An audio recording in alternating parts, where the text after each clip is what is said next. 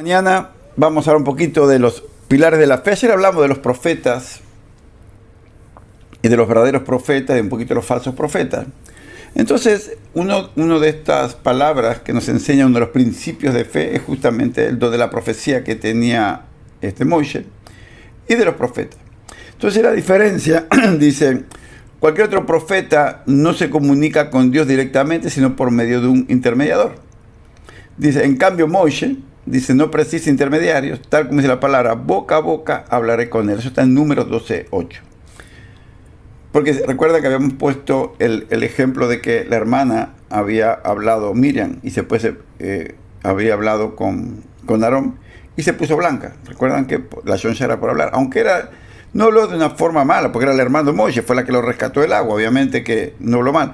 Pero al nivel espiritual de ese nivel, cualquier cosa, solamente dijo en su sentimiento como Dios no habla con nosotros igual como habla con Moisés, como diciendo, vamos. Entonces esa pequeña comparación y esa forma de una crítica, vamos a llamarla así, y también otra de las cosas que había hablado cuando tú lo estudias en el Midrash es que como Moisés se había separado de la esposa por servicio, ¿no? Y justamente estaban comentando, se separó de la esposa, claro, después se volvió a casar de nuevo. ¿Por qué se separó Moisés de la esposa? Porque él en su inmensa entrega a Dios dijo lo siguiente: imagínate que estoy en casa, y esa persona tan compenetrada con Dios, estoy en casa, y de repente estoy con mi esposa, que también estoy intimando, así como lo estudias en el video, que estoy intimando, y de repente Dios me llama, ¿qué hago?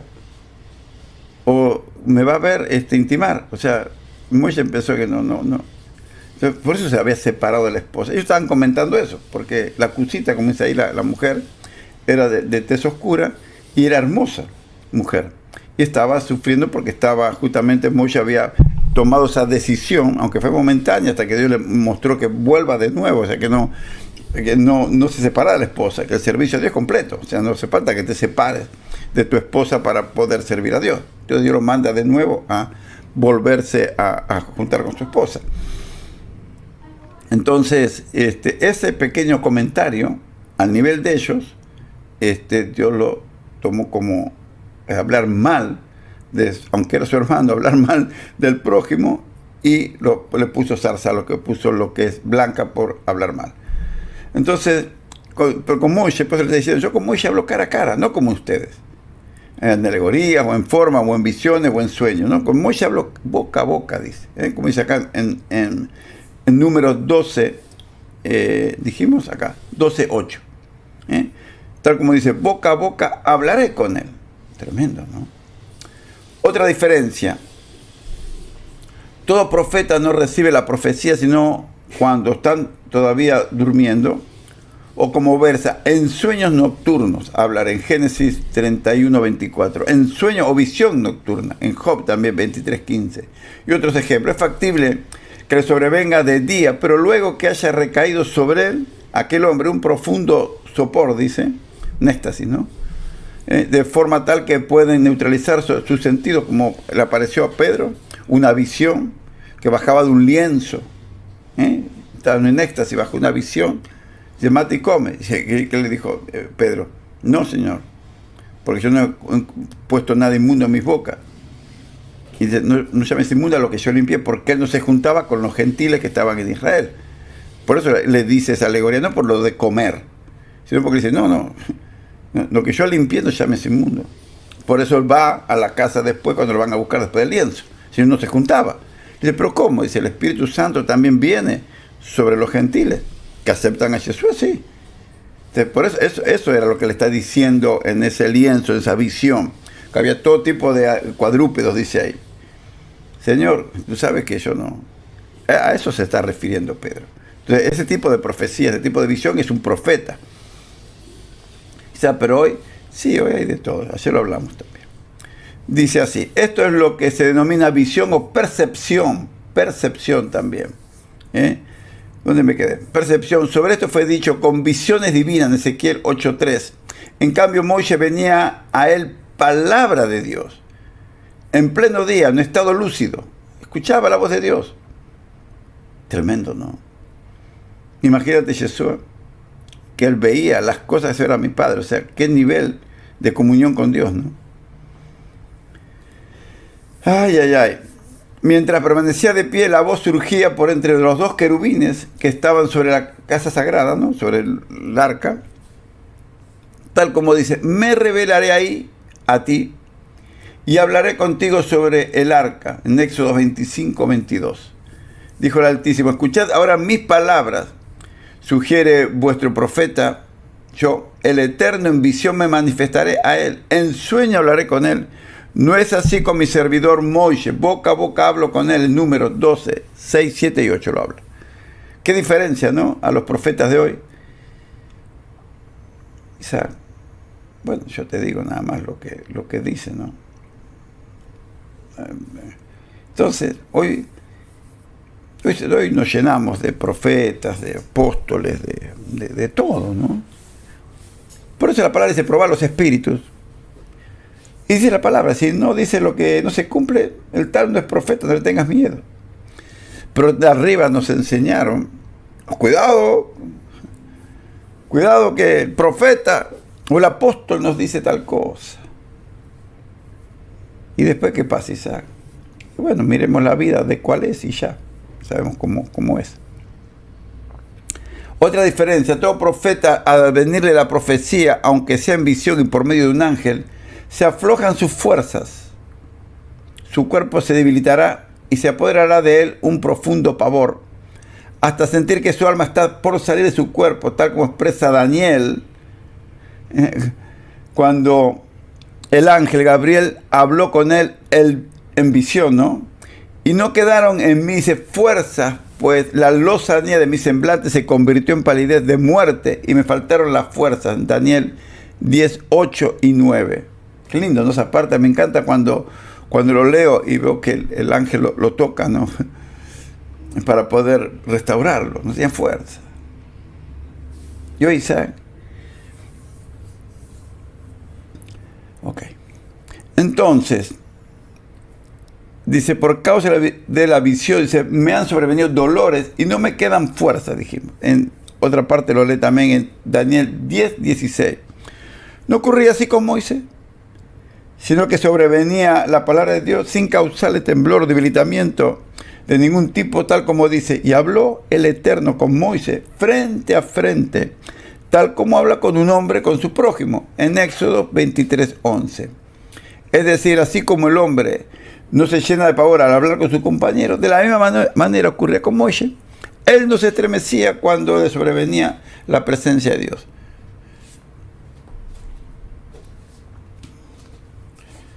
Ay. Entonces, nada. Vino el querubín a buscarlo.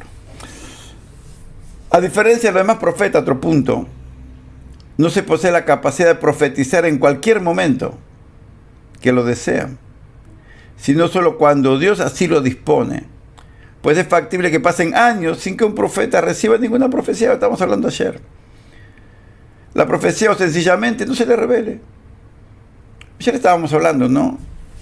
Si los profetas fueran como los profetas de hoy, que hablan y profetizan, la profeta, el profeta, los profetas, es toda una cosa de maravilla.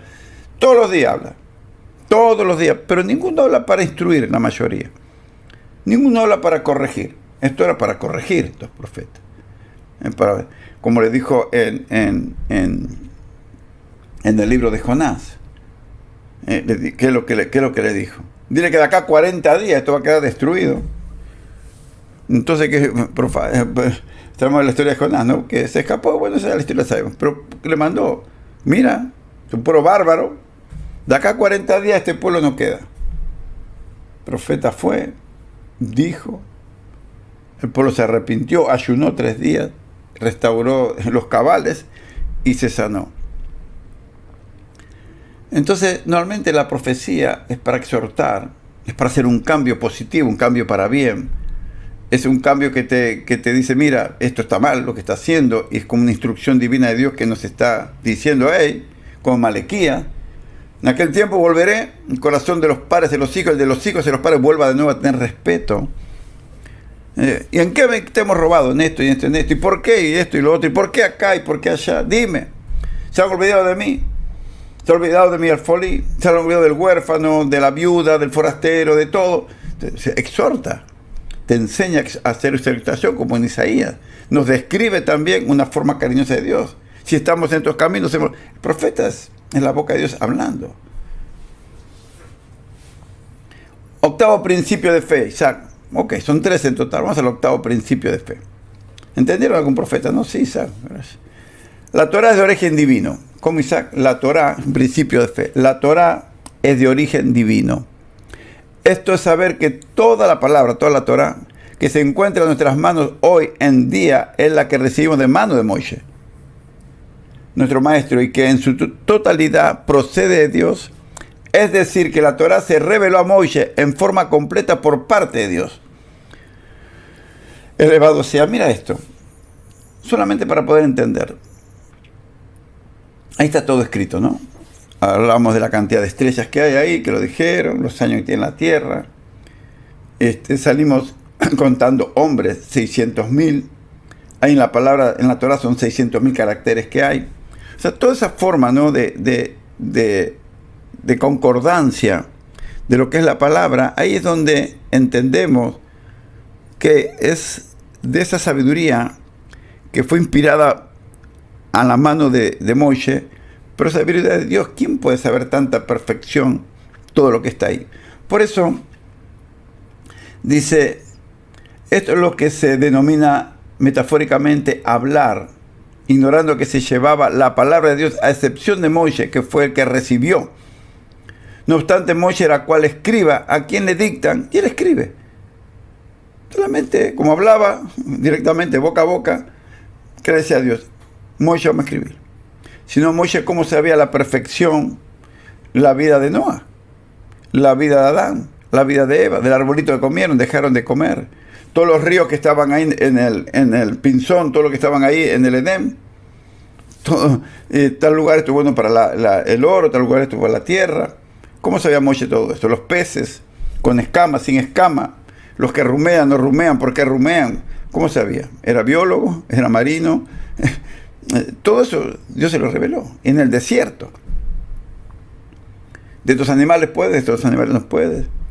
¿Qué es la mujer cuando está impura, no pura, cuando está menstruando? ¿Cómo cuidarla? ¿Cómo protegerla? ¿Cómo tener justamente, prevenirla si tiene todavía un flujo de sangre después de los 7 días que hay un problema en la mujer? ¿Cómo cuidarla? Todo está en la palabra. ¿Qué libro de ciencia tan perfecta hay como que instruye todo lo que hay ahí? Ahí te das cuenta que en la boca de Dios habló, Moisés escribió. Moisés no conocía nada, ni de álgebra, ni de estrellas, ni de la distancia, ni de como los 613 preceptos, 365 no harás, la extremidad de los huesos, los venas y tendones, completar los 603, o sea, ¿cómo sabe uno los 248, ¿no? Hueso y extremidad? ¿Cómo Moisés sabía de todo eso que estaba allá dentro del cuerpo y todo lo que son los preceptos, cada uno cuál es? Alguna vez estudió un cuerpo humano, fue a la facultad de anatomía a estudiar el esqueleto, ¿qué sabía cuántos hay? Y son 248 extremidades de los huesos, pero cuando nacemos hay más, después se fusionan ciertos huesitos y quedan 248. ¿Cómo sabía eso? Entonces ahí te das cuenta que la Torah es única y verdadera y es inspiración divina total. No puede, muchas veces gente dice, no, porque la escribió un hombre. Sí, a veces uno se encuentra varias veces con personas que dicen eso y están convencidas que es así. Está bien, pero eso no me tiene que convencer a mí que es así. Trato de ponerle una semilla de fe que piense que eso no es inspiración divina, entonces uno le pone ciertos valores adelante de uno, mira, esto es así, así, así. Pues si la gente quiere creer, que crea, pero si no, ¿qué va a hacer? Pero sabemos que la Torah es perfecta, no tiene una palabra de más ni de menos. Entonces dice así. ¿Dónde me quedé, Isaac? No sé. Acá, por acá. Dice, por lo tanto, no hay diferencia entre aquello, por acá nos quedamos, en Génesis, y entonces dice, o aquel otro, acá. Y el nombre de la esposa, Mehetabel, hija de Jared, en Génesis 36-39, o el que dice Tima, era concubina en Génesis, con el que dice, yo soy el Señor tu Dios, Deuteronomio. Escucha Israel, el Eterno es nuestro Dios, el Eterno es uno. El Shema Israel, lo que dijo Jesús en Marcos, exactamente la palabra. Eso es lo que le dictó Dios a Moshe. Escucha Israel, Dios es uno y único.